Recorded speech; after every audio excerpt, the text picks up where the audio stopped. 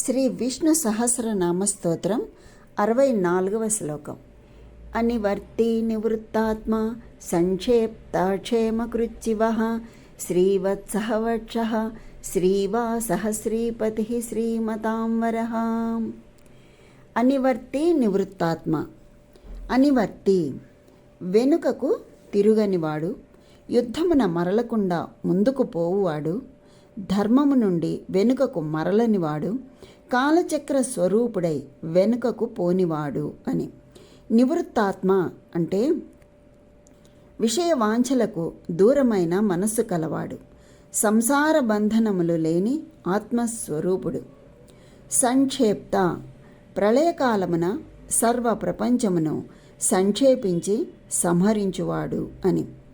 క్షేమకృత్ అనగా విశ్వమునకు క్షేమము కలుగచేయువాడు. శివ నామస్మరణ మాత్రముననే పవిత్రులను చేయువాడు, మంగళకరుడు. శ్రీవత్సవక్షాహ అంటే శ్రీవత్సమును అనే చిహ్నమును వక్షస్థలముపై కలవాడు. శ్రీవాస లక్ష్మీదేవికి నివాసమై ఉన్నవాడు, వక్షస్థలమందు లక్ష్మీదేవి కలిగినవాడు. శ్రీపతి లక్ష్మీదేవికి పతి.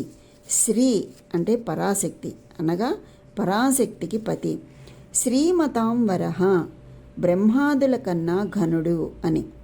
ఇందులో శ్రీ అంటే వేదములు, వేద విధులలో ఉత్తముడు అని. ఈ శ్లోకంలో మనకి 596వ నామం నుంచి 600వ నామం వరకు తెలియచేసి ఉన్నారు.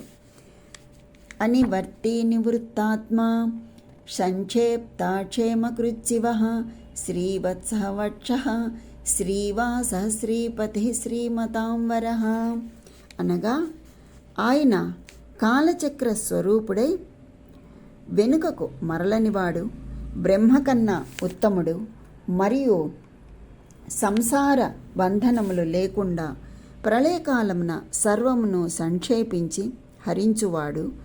ఆయన క్షేమమును శుభములను కలుగచేయువాడు. శ్రీవత్సమను చిహ్నము వక్షస్థలముపై కలిగి లక్ష్మీపతి అయి లక్ష్మికి నివాస స్థానమై శోభిల్లువాడు. అట్టి ఆ శ్రీహరికి శతసహస్ర వందనాలు అని. స్వస్తి.